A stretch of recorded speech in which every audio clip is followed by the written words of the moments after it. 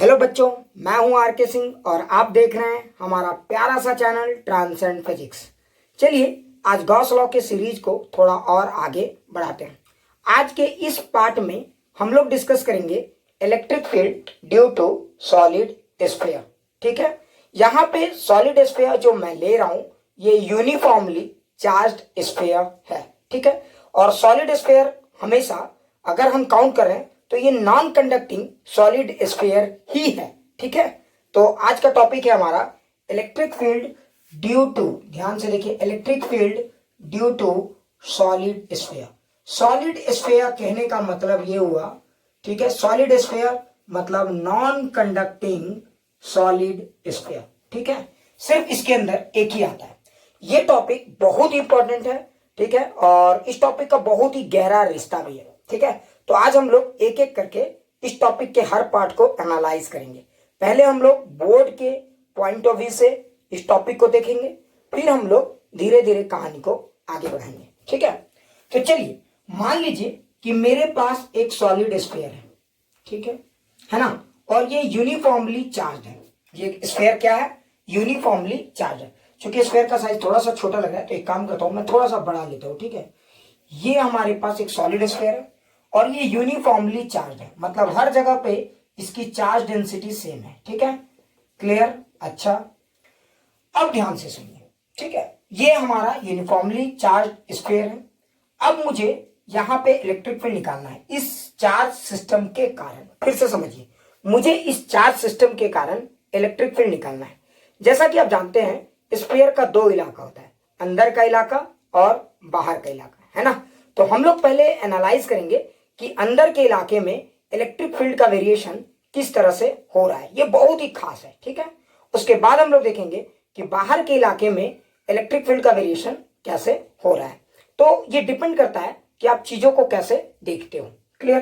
तो देखिए, पहले ये एकदम क्लियर है। तो देखिए, ये हमारा एक सॉलिड स्फीयर है जिसका रेडियस ऑफ द स्फीयर, देखिए मैं पूरा लिख दे रहा हूं, रेडियस ऑफ द स्फीयर है हमारा आर। ठीक है, चार्ज, ठीक है, ये जो चार्ज है हमारा स्फीयर का वो है क्यू। ठीक है, अच्छा एक बात बताइए, अगर ये यूनिफॉर्मली चार्ज है, ठीक है, और सॉलिड स्फीयर है, तो इसके लिए क्या डिफाइन होगा? लैम्डा, सिग्मा या रो? वेरी गुड, इसके लिए डिफाइन होगा charge density per unit volume. और आप rho is equal to q by v, है ना, where v is the volume of this sphere. तो आप इसको 4/3 पाई आर क्यूब लिख सकते हो, है ना। यहां तक तो क्लियर है। अब चलिए हमें पहले एनालाइज करना है कि इसके कारण मुझे इलेक्ट्रिक फील्ड निकालना है। एकदम अच्छे से देखेंगे, चीजों को समझने की कोशिश करेंगे। ठीक है, तो देखिए, अगर आप इस स्फीयर को एनालाइज करेंगे तो आपको पता चलेगा कि इस स्फीयर का दो इलाका है, अंदर का इलाका और बाहर का इलाका, है ना।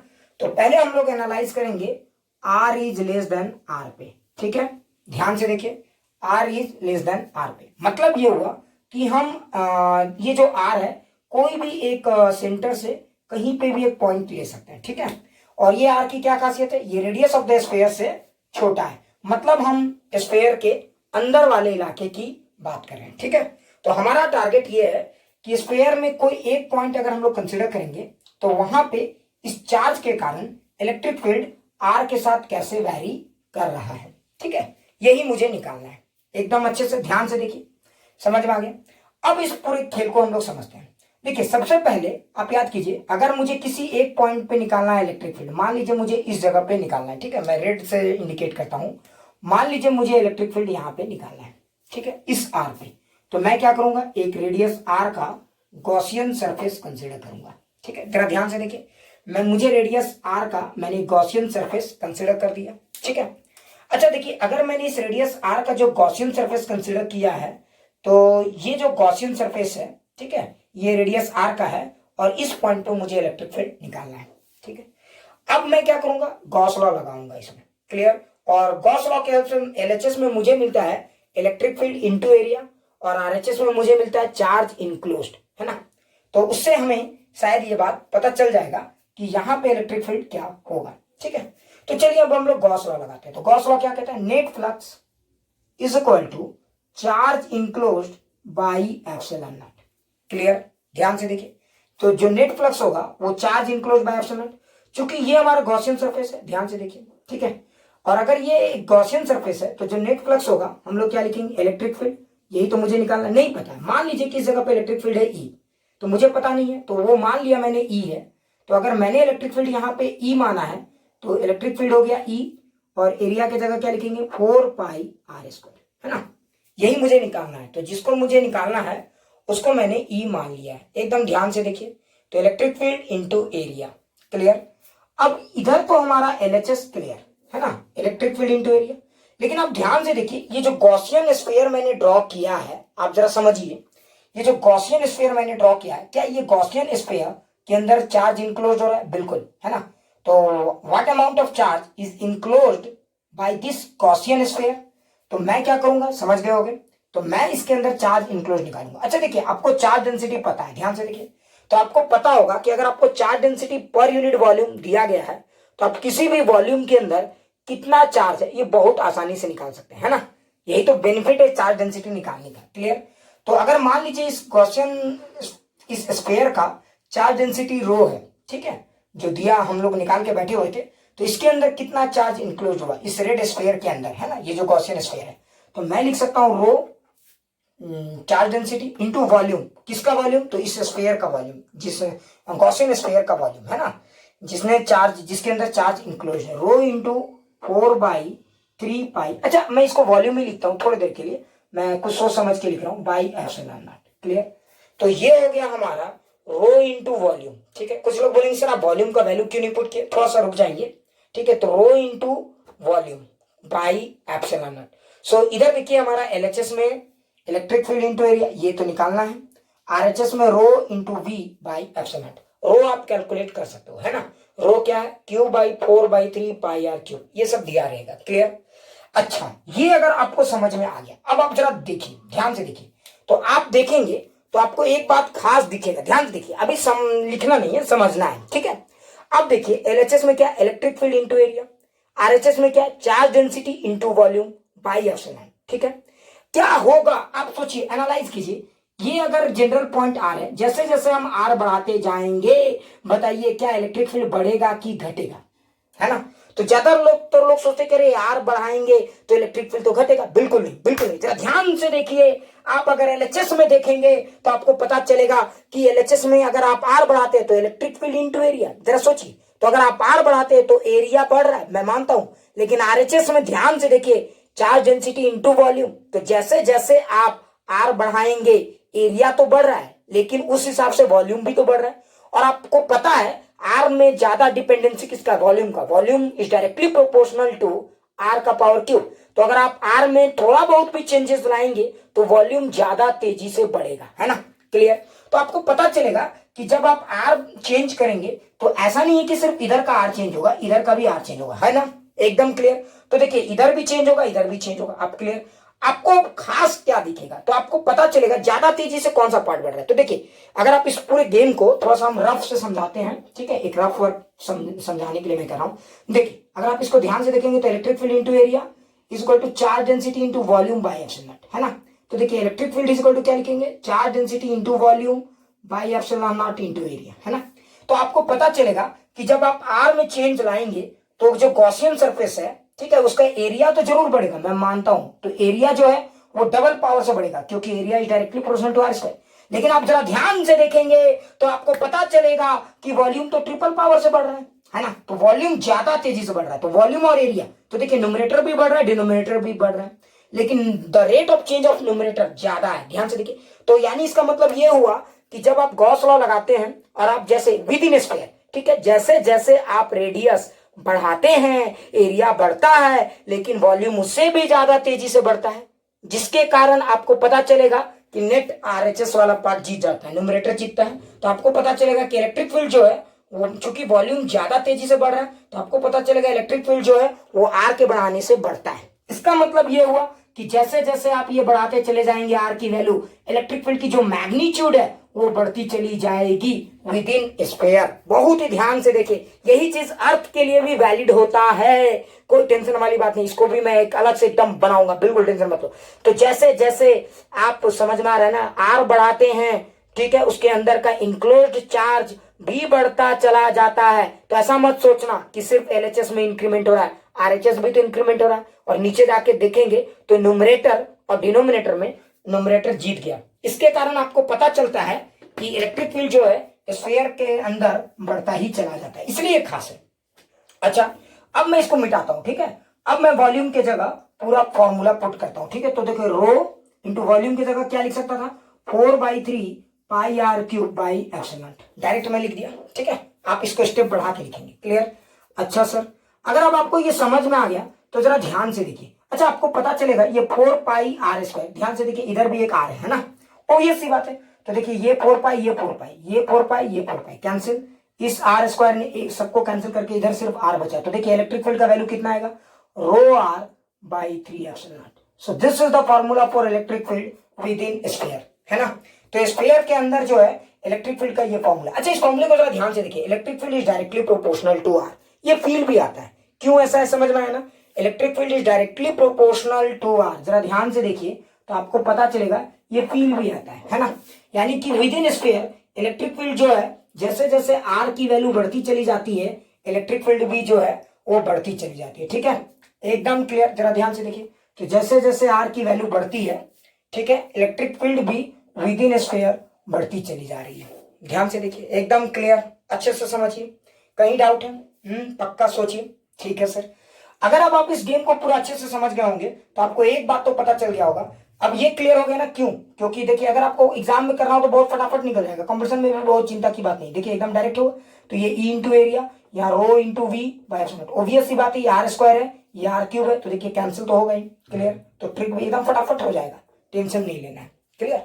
चलिए, तो यहां तक समझ में आ गया। तो देखिए मैंने एक इलाके का तो कंसिडर कर लिया, r is less then r पे मैंने देख लिया, ठीक है। इलेक्ट्रिक फील्ड की जो वैल्यू होगी वो ρr/3 एप्सिलॉन नॉट होगी, क्लियर। अच्छे से समझ में आ गया ना।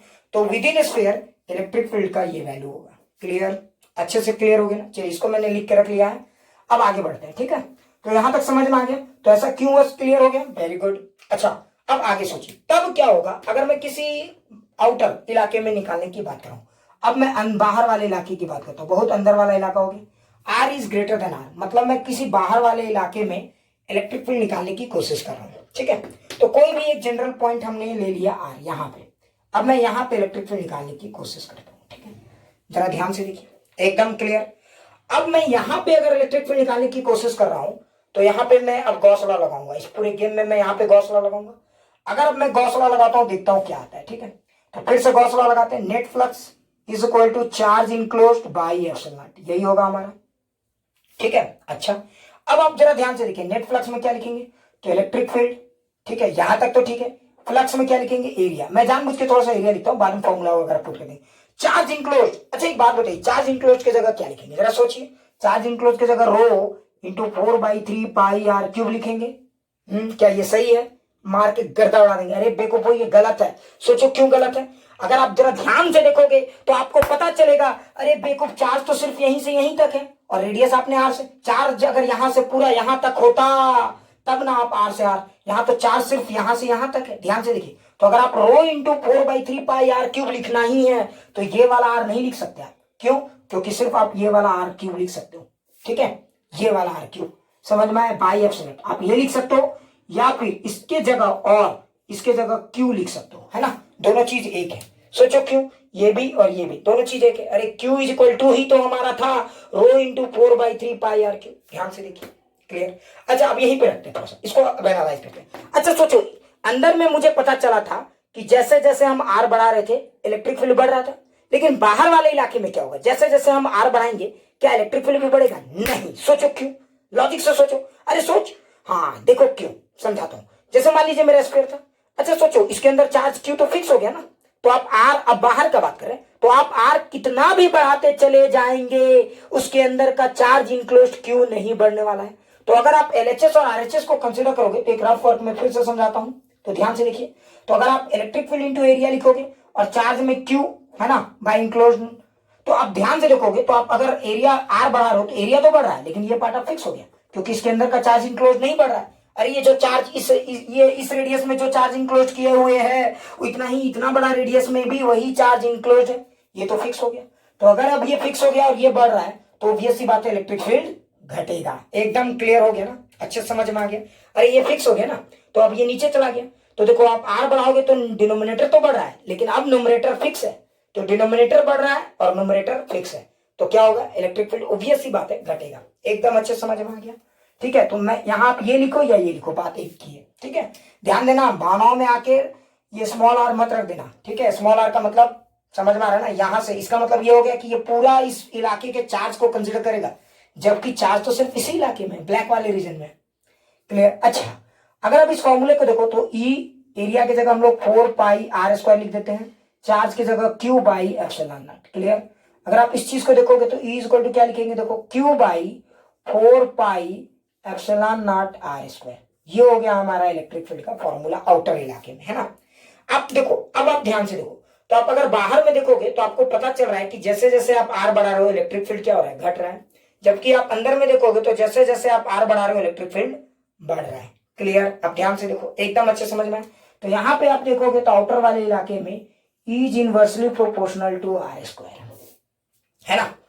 क्लियर। तो देखो हमने निकाल दिया कि विद इन स्क्वायर चार्ज, ठीक है, इलेक्ट्रिक फील्ड जो होता है वो कैसा होता है और आउटसाइड स्क्वायर कैसा है। अब इन दोनों को एक बार एनालाइज करते हैं। क्लियर। चलिए मिटा दें इसको, पक्का। ठीक है, चलिए मिटाता हूं। यहां तक समझ में आ गया ना, ठीक है, वेरी गुड। अच्छा, अब अगर आप इन दोनों फॉर्मूलाज को एनालाइज करोगे तो आपको एक बात खास दिखेगा। देखिए मैंने तो आपको समझा दिया, तो देखिए मैंने क्या लिया था, R is less than R, और एक मैंने लिया R is greater than R, है ना। अब इन दोनों को देखिए, तो अगर मैंने ये लिया तो इलेक्ट्रिक फील्ड का फॉर्मूला क्या है, rho are by 3 epsilon naught. Clear. ऐसा क्यों आया ये समझ में आ गया होगा एकदम अच्छे से, है ना। और यहाँ पे अगर आप बाहर जब ले रहे थे ई आउटसाइड, तो यहाँ पे ये आ रहा था Q by 4 pi epsilon naught are square, यही हमारा आया। ठीक है, आप यहाँ पे रो का formula Q by 4/3 pi are cube भी रख सकते थे। क्लियर। अगर आप यहाँ पे इसको रखना चाहोगे तो ऐसे रख सकते हो, मैं रख के दिखा देता हूं। तो रो की जगह Q by 4/3 pi are cube, ये रो की जगह। ठीक है, और ये वाला आर यहाँ आ गया 3 इंटू एप्सिलॉन नॉट, है ना। इस फॉर्मूले को देखो, अच्छा ये 3 कैंसिल हो गया। ठीक है, तो देखो ये क्या आ जाएगा, Q by 4 pi epsilon naught R cube into R. ये देखो, ये लिखो या ये लिखो, ये दोनों एक है। ठीक है, अच्छा अब यहां तक तो समझ में आ गया होगा, वेरी गुड। अब इस पूरे खेल को समझते हैं हम लोग। ठीक है, देखो यहां तक क्लियर हो गया ना। तो आपको एक बात तो समझ में आ गया होगा कि स्फीयर के अंदर इलेक्ट्रिक फील्ड बढ़ता है। क्यों बढ़ता है, एकदम क्लियर। एक बार फिर से समझाओ, ये समझ में आ गया स्फीयर के अंदर क्यों बढ़ता है, समझ में आ गया। क्योंकि जैसे जैसे आप एरिया बढ़ाते हो उसके अंदर का चार्ज इंक्लोज भी बढ़ता है। अरे मेन तो फ्लक्स दो ही, तो देखो दो ही है, ई इंटू ए और चार्ज इंक्लोज बाय एप्सिलॉन। तो सोचो अंदर में क्या होता है, एरिया बढ़ रहा है तो चार्ज भी बढ़ रहा है ना। एरिया तो डबल पावर से बढ़ता है तो चार्ज ट्रिपल पावर से, क्योंकि वॉल्यूम में था। जबकि बाहर में क्या होता है, एरिया तो डबल पावर से बढ़ रहा है लेकिन चार्ज फिक्स हो गया बाय एप्सिलॉन। समझ में आया कि एकदम क्लियर है, कोई टेंशन नहीं है, वेरी गुड। चलिए अब आप ध्यान से देखिए। ठीक है, तो ये तो मैंने समझा दिया, है ना। तो मुझे एक बात तो समझ में आ गया होगा कि इलेक्ट्रिक फील्ड जो होता है यहाँ डायरेक्टली प्रोपोर्शनल टू आर होता है, और यहाँ जो होता है inversely proportional to R square होता है। क्लियर। लेकिन क्या ये दोनों इलेक्ट्रिक फील्ड का ग्राफ हम बना सकते हैं, बिल्कुल। अगर आप इसके ग्राफ की तरफ जाओगे तो आपको एक बात खास दिखेगा। देखो अच्छा, ये वाला जो था, देखो एक खास बात क्या था, देखो हमने इस स्क्वायर का काउंट किया। ठीक है, तो हम तो जैसे जैसे आर बढ़ा रहे थे इलेक्ट्रिक फील्ड बढ़ाते चले गए, है ना। और इधर से भी जैसे जैसे ये करते, लेकिन सोचो यहां पे देखो, अगर आर की वैल्यू टेंडिंग टू, ठीक है, समझ में आ रहा है ना, आर, इधर से भी आर ले लेते हैं माइनस में। ठीक है, और इधर से आर की value tending to R plus. ठीक है, मतलब हम इधर से बढ़ते चले जाते हैं जस्ट आर, और इधर से जस्ट रख के देखते हैं क्या आता है, क्या ये फंक्शन कंटिन्यूअस है या डिसकंटिन्यूअस। तो यहाँ पे आप आर की वैल्यू कैपिटल आर रख दो लगभग, तो ई टेंडिंग टू क्या हो जाएगा, तो at r tending to r minus e की वैल्यू क्या हो जाएगी, तो q into r by 4 pi epsilon naught r q, और ये आपका आ जाएगा Q by 4 pi epsilon naught are square. तो ये हो गया हमारा electric field just before the surface. ये हमारा इलेक्ट्रिक फील्ड है जस्ट बिफोर द सरफेस। अच्छा, अगर ये हमारा electric field just before the surface है तो यहाँ पे आर प्लस एक बार आर का वैल्यू कैपिटल आर पुट करके देखो यहाँ पे, तो Q by 4 pi epsilon naught are square, है ना।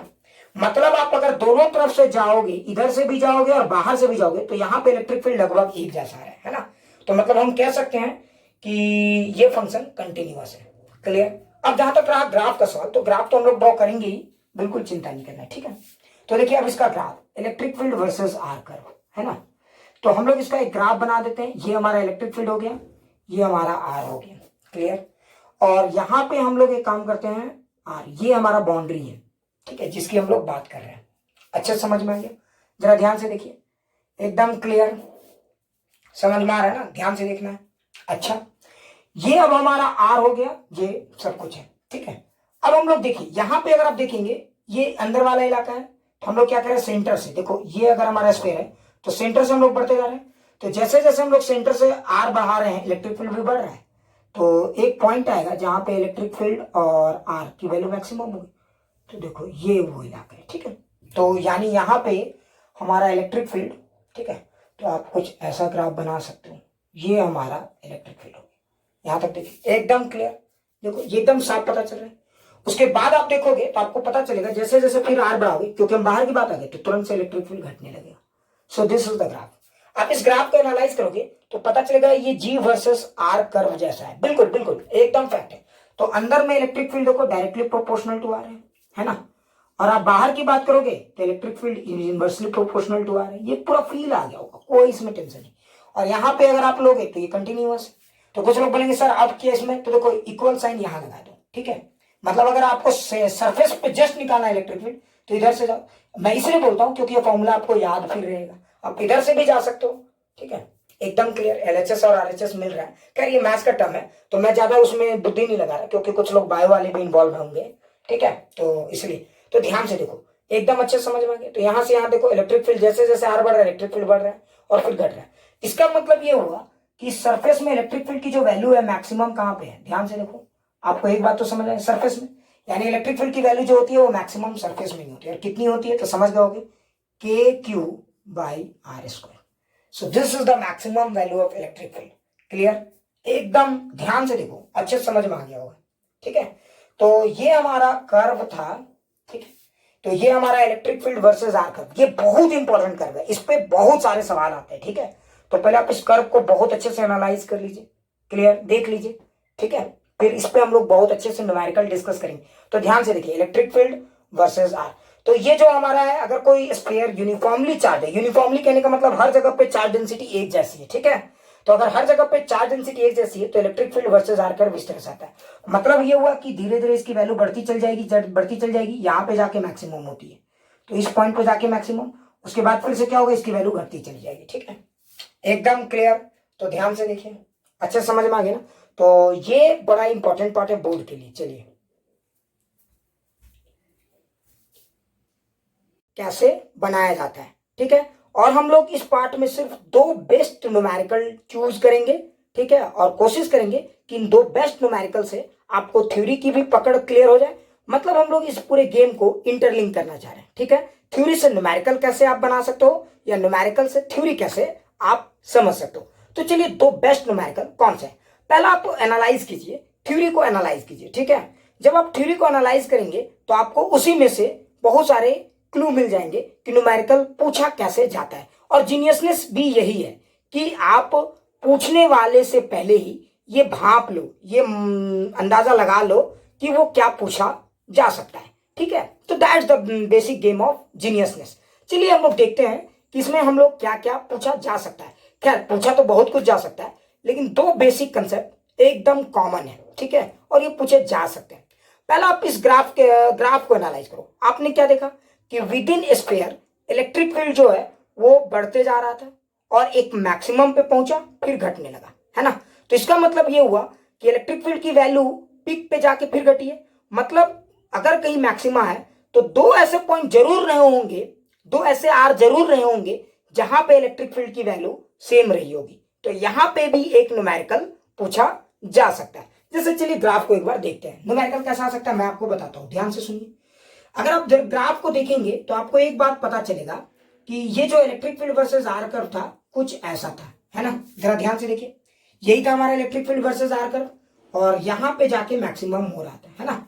और अगर आप स्फीयर को एनालाइज करेंगे तो आपको एक बात पता चलेगा कि यहां से देखिए इलेक्ट्रिक फील्ड धीरे धीरे बढ़ रहा था, ठीक है, और उसके बाद यहां पे जाके मैक्सिमम हुआ और उसके बाद फिर घटने लगा। मतलब ये पॉइंट मैक्सिमम है, ठीक है। तो मान लीजिए मैं समझाता हूं, अगर ये 0 था और ये बढ़ते बढ़ते यहाँ पे 10 हुआ है, ठीक है। तो इलेक्ट्रिक फील्ड यहाँ 0 था, तो बढ़ते बढ़ते जाके 10 हुआ, और फिर ये पूरा 10 से जाके घटते घटते घटते जाके 0 हुआ है। तो आप ध्यान से देखिए कि 10 हुआ है, मैं मानता हूं, तो 10 से ज्यादा इलेक्ट्रिक फील्ड तो कहीं नहीं हुआ।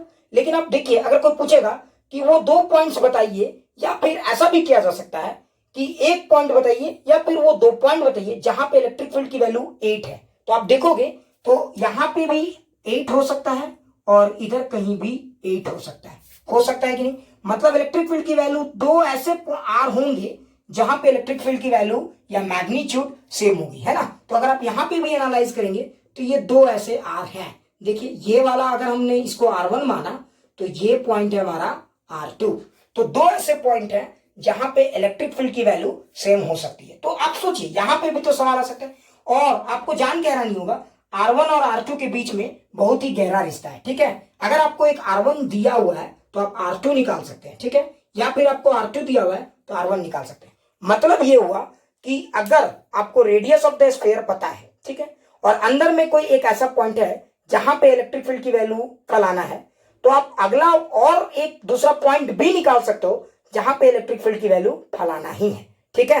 तो क्लियर है ना। तो इस पे भी न्यूमेरिकल आ सकते हैं एकदम बिल्कुल। अब आप सोचोगे कि सर इसका रिलेशन पहले क्लियर कीजिए, तो न्यूमेरिकल तो हम लोग कर ही सकते हैं, ठीक है। तो हम इलस्ट्रेशन के लिए आपको पहले इसका कंसेप्ट समझाते हैं, ठीक है। अच्छा देखिए, ये 2 पॉइंट ऐसे हैं जहां पे इलेक्ट्रिक फील्ड की वैल्यू सेम होनी है ना। एक पॉइंट इनसाइड होगा, ठीक है, और एक पॉइंट क्या होगा, आउटसाइड। क्लियर। आप देखिए कंसेप्ट से समझिएगा, ठीक है।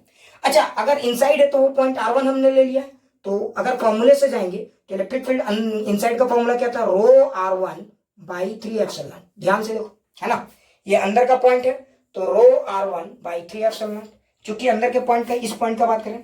अच्छा, एक और पॉइंट है R2, जरा ध्यान से देखिए। तो यहां से ये दूरी R2 है ना, तो यहां पे इलेक्ट्रिक फील्ड की वैल्यू कितनी है, तो आप यहां पे आराम से लिख सकते थे Q/4πε0 R2 का होल स्क्वायर। क्लियर। ध्यान से देखिए आप, एकदम एक एक चीज है। तो देखिए, ये अंदर वाले का फॉर्मूला है और ये बाहर वाले का फॉर्मूला है ना। क्लियर। बाहर वाले में आप समझ ही गए होगे ऐसा क्यों हो रहा है, एकदम क्लियर है ना, कहीं देख लो, ठीक है। अब आप देखो, R1 और R2 के बीच में बहुत गहरा रिश्ता बन रहा है। क्लियर। अच्छा चलिए, हम लोग R1 और R2 के बीच में रिश्ता, अच्छा ये रो को क्या लिख सकते थे, तो देखो रो का मतलब क्या हो, चार्ज डेंसिटी, याद है ना।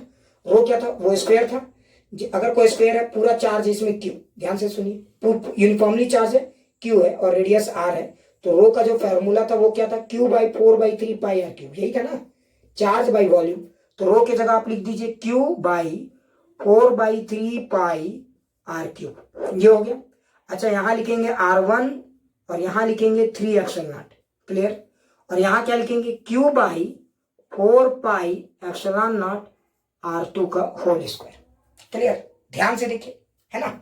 अब आप मार्क काट में तो यकीन रखते ही हो, इंडियन है ना, तो इसमें तो हम लोग पीछे रहेंगे नहीं। तो आप देखिए, ये 3 चल बसा, ये ε0 यहां से चल बसा, ये 4π यहां से चल बसा, ये Q यहां से चल बसा। ध्यान से देखिए, R1 R2 का whole square is equal to RQ। ये एक बड़ा ही खास रिश्ता है, ध्यान से देखिए, ये बहुत ही खास रिश्ता है ना। मतलब अगर कोई पूछेगा कि वो 2 पॉइंट बताइए जहां पे इलेक्ट्रिक फील्ड की वैल्यू सेम है, तो ये दोनों पॉइंट के बीच में इस तरह का रिश्ता है, ठीक है। तो R1 और R2 के बीच का देखो, एकदम लॉजिकली भी सोचिए, ये फॉर्मूला, ये रिश्ता भी याद रखना बहुत आसान है। देखो, आप समझ गए, वहां R स्क्वायर होता है, यहाँ R होता है, दोनों का मल्टीप्लाई करके RQ भी तो हमें डायमेंशनली भी सेम है, ठीक है। ट्रिक से भी आप याद कर सकते हो। देखो R, इसमें इधर R पर डिपेंडेंसी था, उधर R स्क्वायर इनवर्स में था, तो इधर आके मल्टीप्लाई हो गया और RQ बन गया। क्लियर। जरा ध्यान से देखिए इस रिश्ते को, देखिए ये रिश्ता बहुत ही खास है। अब इस पे कैसे न्यूमेरिकल्स आते हैं मैं आपको समझाता हूं, ठीक है। यहां तक तो क्लियर हो गया होगा। अब इस पे कैसा न्यूमेरिकल आता है मैं आपको समझाता हूं, ठीक है। इस रिश्ते को पहले आप जरा ध्यान से देखिए, ठीक है, मैं मिटाता हूं। जैसे मान लीजिए आपको एक सवाल दे दिया गया कि एक ऐसा स्फीयर है जिसका रेडियस है 4 मीटर, ठीक है, ध्यान से सुनिए। एक ऐसा स्फीयर है जिसका रेडियस है 4 मीटर, ठीक है, एक स्फीयर है जिसका रेडियस है 4 मीटर। क्लियर। बता दो इधर भाई, ठीक है, इस फॉर्मूले को रहने देते हैं, है ना। एक ऐसा स्फीयर है जिसका रेडियस है 4 मीटर। क्लियर। ठीक है, आप चाहो तो डायरेक्ट सॉल्व करके भी निकाल सकते हो, ठीक है, इसको याद रखने की जरूरत नहीं है, बार बार मैं बोलता हूँ, ये बस मैं समझाने के लिए बता रहा हूँ, ठीक है। आप डायरेक्ट सॉल्व करके निकालिए, आपको अगर कंसेप्ट में क्लैरिटी है तो कोई टेंशन नहीं लेना है, ठीक है। एक स्फीयर है जिसका रेडियस है 4 मीटर, ठीक है। तो अच्छा एक बात बताइए, मान लीजिए कि दे दिया गया है कि एट R = 1 मीटर पे इलेक्ट्रिक फील्ड है E, r equal to 1 metre, मतलब अंदर में कोई एक पॉइंट हमने ले लिया जो यहां से 1 मीटर पे है, वहां पे इलेक्ट्रिक फील्ड है E। तो सेम E के लिए दूसरा r का वैल्यू फाइंड कीजिए। For same value of E, for same value of E find another r, find another r। ठीक है, ठीक है। तो देखिए अगर अंदर में एक ये पॉइंट है जहां पे इलेक्ट्रिक फील्ड E है, तो बाहर में भी एक ऐसा पॉइंट होगा जहां पे इलेक्ट्रिक फील्ड E होगा। क्लियर? तो वो अब मुझे दूसरा R निकालना है। अच्छा देखिए, आप इसको देखिए बेसिक से भी मैं आपको दोनों से सॉल्व कर दे रहा हूं, बेसिक से भी आप सॉल्व कर सकते थे, बेसिक से भी चलते हैं। ठीक है, तो मेथड नंबर 1, और आप ट्रिक से भी सॉल्व कर सकते हो। ठीक है, तो बेसिक क्या कहता है, r इक्वल टू 1 पे है, तो देखिए रो लिख लीजिए आराम से, रो इंटू 1 पे तो दिया हुआ है, by rho r by 3 epsilon not. ये फॉर्मूला बहुत इंपॉर्टेंट है, आप याद कर लीजिए। अगर जो लोग कॉम्पिटिशन में कुछ करना चाहते हो तो याद रख लो ये फॉर्मूला। ठीक है, तो रो r बाई 3 एप्सिलॉन नॉट, इधर हो गया E, बाहर वाला मुझे निकालना था, तो Q by 4 pi epsilon naught r square. ठीक है, ध्यान से देखिए, एकदम क्लियर। देखिए कुछ रटना नहीं होता है फिजिक्स में, यही तो खास बात है। ठीक है, अच्छा आप देखिए ये बेसिक, ये अंदर वाला इलेक्ट्रिक फील्ड का फॉर्मूला लिख दिया, ये वो जगह है तो ये तो दिया हुआ था, तो रो r बाई 3। अगला मुझे r निकालना था बाहर में, तो ये बाहर वाला इलेक्ट्रिक फील्ड का फॉर्मूला है ना। अब इसको सॉल्व करेंगे जिसमें r का, अच्छा रो का वैल्यू क्या लिख सकते थे, Q by 4 by 3 pi r cube, r की जगह 4 बाई 4 का क्यूब, r ये वाला है ना, into 1 by 3 epsilon naught. Clear? ये सब as usual, Q by 4 pi epsilon naught r square, मुझे यही निकालना था। अब आप मार काट कराइए तो आपको समझ में आ जाएगा। देखिए ये 3 इस 3 को कर दिया फ्री, ये 4 पाई चल बसा एप्सिलॉन नॉट चल बसा, क्यू चल बसा। देखिए आपको आ गया होगा r square is equal to, है ना, 4 का पावर क्यूब मतलब 64, तो r की वैल्यू कितनी आई, 8 मीटर। ठीक है, ये आ गया। तो देखो ये बेसिक से भी हम लोग निकाल सकते हैं, या फिर आप ट्रिक का सहारा ले सकते थे, r1 r2 square is equal to r cube. तो देखिए r1 की वैल्यू, एक अंदर वाला वैल्यू मुझे पता है 1 दिया हुआ है, r2 स्क्वायर निकालना है, कोई बात नहीं, और r दिया हुआ था 4 मीटर, तो 4 का क्यूब। तो देखिए r2 square is equal to कितना, 64, तो r2 आया 8, है ना। इसका मतलब ये हुआ, जरा ध्यान से देखिए, अगर आप electric field versus R curve को देखेंगे तो ऐसा कुछ कर्व था, मतलब r इज इक्वल टू 1 पे जितनी इलेक्ट्रिक फील्ड की वैल्यू है, r is equal to 8 metre पे भी इलेक्ट्रिक फील्ड की वैल्यू वही है। क्लियर? यानी यहां पे अगर इलेक्ट्रिक फील्ड की वैल्यू फलाना है, तो आप यहां से अगर 8 मीटर दूर चले जाते हो तो यहां पे भी इलेक्ट्रिक फील्ड की वैल्यू फलाना ही होगा। ठीक है, तो यहां पे एक सवाल आ सकते हैं, क्लियर हो गया ना, आपको समझ में भी आ गया होगा, ग्राफ से भी देखो तो दो ऐसे पॉइंट होंगे जहां पे इलेक्ट्रिक, देखो ये लाइन को ड्रॉ करोगे तो ये एक पॉइंट है और ये एक पॉइंट है, जहां इलेक्ट्रिक फील्ड की वैल्यू सेम है तो उसके लिए दो अलग अलग आर हो सकते हैं।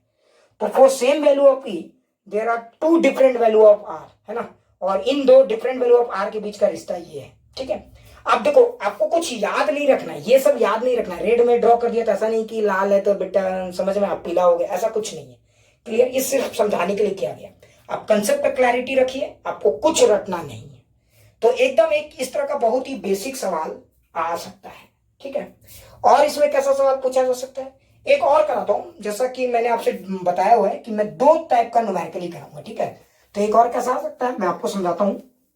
एक एसएचएम पर बेस्ड न्यूमेरिकल यहां पे तगड़ा वाला पूछा जा सकता है। ठीक है, एकदम ध्यान से देखिए तो आप पूरा खेल समझ जाएंगे। जैसे मान लीजिए कि मेरा एक ये स्क्वायर है, ठीक है, ध्यान से देखिए, है ना, समझिएगा।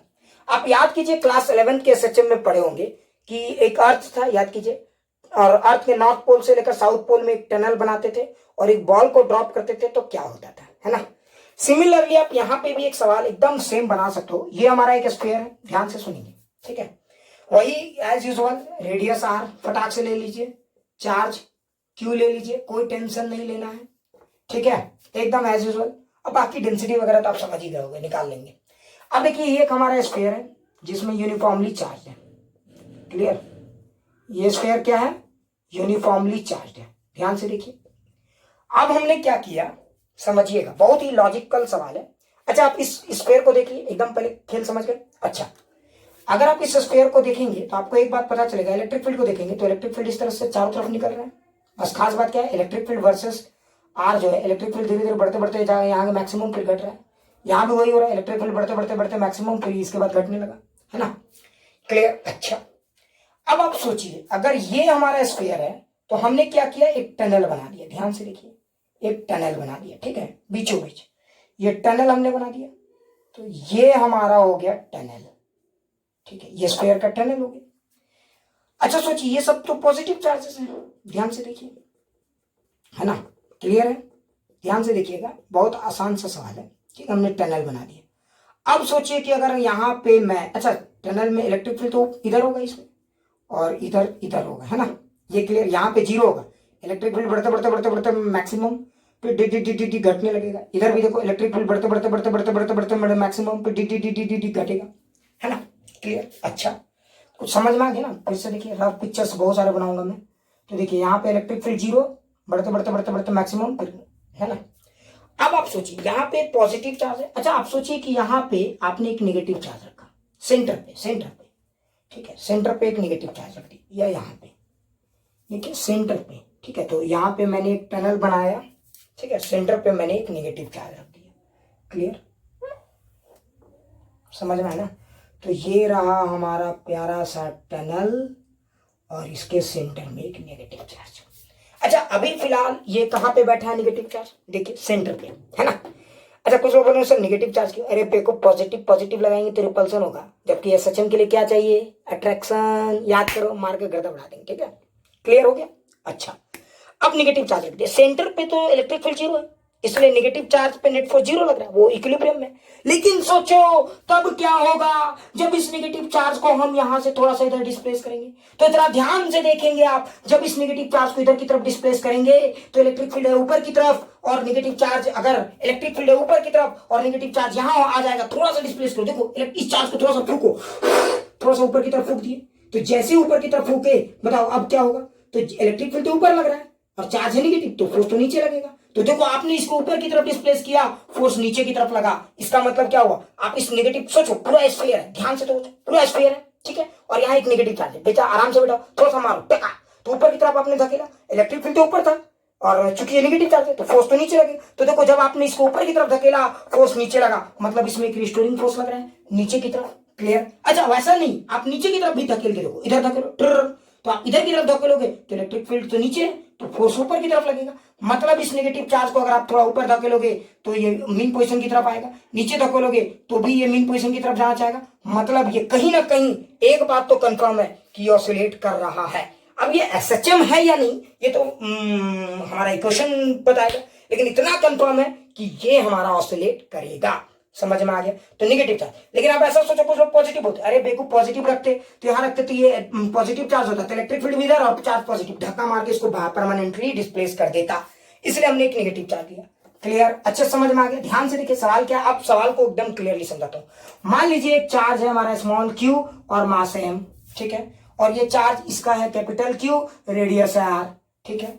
अब आपको बताना है कि इस चार्ज को अगर हम ऑसिलेट कराएंगे तो what is the time period of oscillation of this charge, इस चार्ज का टाइम पीरियड ऑफ ऑसिलेशन क्या होगा, ठीक है। क्लियर। एक बात और ध्यान देंगे, इसका एम्पलीट्यूड से कोई मतलब नहीं है, टाइम पीरियड का एम्पलीट्यूड से कोई मतलब नहीं होता, आप थोड़ा सा डिस्प्लेस करोगे तो उतना ही एम्पलीट्यूड होगा, यहां तक डिस्प्लेस करोगे तो ठीक है, खैर समझ गए। अब मेरे को यहाँ पे क्या करना है, समझ में आ गया ना, मुझे निकालना है टाइम पीरियड। ये ऑसिलेशन का सवाल है या एसएचएम का, ये तो समय बताएगा, लेकिन ठीक है पहले ये समझिए कि एसएचएम है या ऑसिलेशन, पहला, ठीक है। उसके बाद आपको क्या समझना, अगर एसएचएम है तो टाइम पीरियड निकालिए, और अगर ऑसिलेशन है तो भैया हाथ खड़े कर दीजिए, ठीक है। चलिए अब हम लोग समझते हैं स्केल को, ठीक है, एकदम एनालाइज करेंगे। पहले आप ये देखिए कि ये जो सेंटर था, ये स्फीयर, बड़े वाले स्फीयर का बात करते हैं, तो इसका इलेक्ट्रिक फील्ड ऊपर की तरफ था, और इलेक्ट्रिक फील्ड जैसे जैसे आप ऊपर बढ़ाते हो इलेक्ट्रिक फील्ड तो बढ़ते जाते हैं। अच्छा सोचो मैंने इस नेगेटिव चार्ज को यहाँ डिस्प्लेस किया, ठीक है, तो देखो इलेक्ट्रिक फील्ड तो ऊपर की तरफ है, तो इसमें फोर्स नीचे की तरफ लगेगा, है ना। तो याद है, आप अगर किसी चीज का फ्रीक्वेंसी जानना चाहते हो, सोचो आप किसी बंदे का फ्रीक्वेंसी जानना चाहते हो, वो कितना रफ्तार से गाली दे सकता है, कितना आपको ये कर सकता है, तो उस बंदे को जरा छेड़ के देखो। उसी तरह अगर आप चाहते हो कि कोई चार्ज की एसएचएम या फ्रीक्वेंसी हम जानना चाहते हैं, तो उस चार्ज को जरा छेड़ के देखो, ठीक है, उसको थोड़ा सा डिस्प्लेस कर दो। तो जब इसको थोड़ा सा डिस्प्लेस करोगे आर से, छोटा सा आर से, ठीक है, जब इसको छोटा सा आर से डिस्प्लेस करेंगे, ये छोटा सा आर से डिस्प्लेस करेंगे तो क्या होगा, ठीक है। तो जब हम लोग इसको डिस्प्लेस करेंगे तो बताइए यहां आ जाएगा, तो जब ये आर पे आ जाएगा तो बताइए इसमें इलेक्ट्रिक फील्ड फोर्स लगेगा, तो force experienced by charge Q, है ना। तो क्या होगा, तो ध्यान से देखो क्यू इंटू ई। अच्छा क्यू तो क्यू। अच्छा एक और बात देखो, चूंकि हमने देखो एक चीज और मैं आपको क्लियर कर दे रहा हूँ, आर ऊपर की तरफ, डिस्प्लेसमेंट हमने ऊपर की तरफ किया है, फोर्स नीचे की तरफ है, तो ये रिस्टोरिंग फोर्स है, कंफ्यूजन नहीं होना है। तो माइनस लिखने की जरूरत है क्या मुझे? नहीं, माइनस साइन तुम समझ रहे हो, अगर बहुत ज्यादा मन करता है तो लिख देना, ले खुश, ठीक है, माइनस, ऐसे कोई फायदा नहीं है, आप समझ रहे हो ना, कंप्यूटर बैच के लिए मैं बता रहा हूँ ये बात, ठीक है।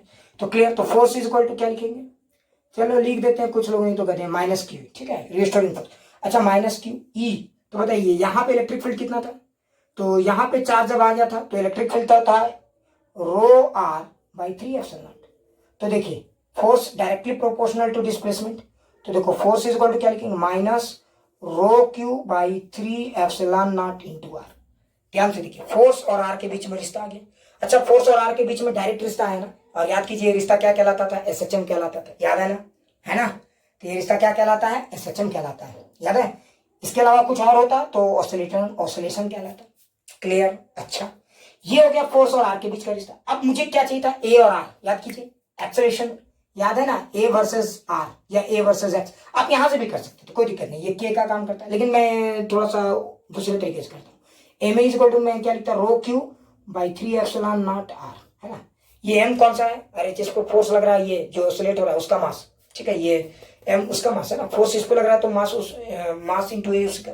देखो अब हम लोग ए इज इक्वल टू क्या लिखेंगे, समझ गए होगे, तो minus rho Q by 3 m epsilon naught into r. और ध्यान से देखिए ये वाला पार्ट ही हमारा ओमेगा स्क्वायर, तो omega square is equal to क्या हो जाएगा, rho Q by 3 m epsilon naught. तो ओमेगा इज इक्वल टू क्या हो जाएगा, rho Q by 3 m epsilon naught. Clear. अरे कुछ नहीं है, अब कुछ नहीं है, समझा दिए। तो टाइम पीरियड भी अब आप निकाल सकते हो, है ना, अब तो कुछ बचा ही नहीं। तो टाइम पीरियड क्या लिखेंगे, 2π√3m epsilon naught by rho q. So ये हो गया हमारा टाइम पीरियड का फॉर्मूला। जरा ध्यान से देखिए, कहीं पे भी दिक्कत है तो पूछिए, पक्का एकदम अच्छे समझ में आ गया, तो पूरा खेल समझ में आ गया ना। तो मैंने क्या किया, इस गेम में समझ में एक बार पूरा रिवाइज कर देता हूँ। देखिए मैंने एक स्फीयर लिया, ठीक है, उसमें टनल बनाया, उसमें एक नेगेटिव चार्ज को सेंटर में रखा, चूंकि वहां पे इलेक्ट्रिक फील्ड जीरो था इसलिए बेचारा कोई बात नहीं, लेकिन जैसे मैंने उसको ऊपर की तरफ डिस्प्लेस किया, वो मिन पोजीशन की तरफ आना चाहा, और मैंने उसको देख लिया, मैंने आर पे रखा, थोड़ा सा डिस्प्लेस किया, देखा कि कितना फोर्स लग रहा है, फोर्स और ए और एक्स के बीच में रिश्ता फरियादी है या ए और आर के बीच में रिश्ता फरियादी है, आंसर आ गया, ठीक है। तो मुझे लगता है ये दो बेस्ट न्यूमेरिकल मैंने आपसे डिस्कस कर दिया है, ठीक है। बाकी आप खुद से भी सोचे और इस पे कैसा न्यूमेरिकल्स बनता है आप कमेंट बॉक्स में जरूर कमेंट करें।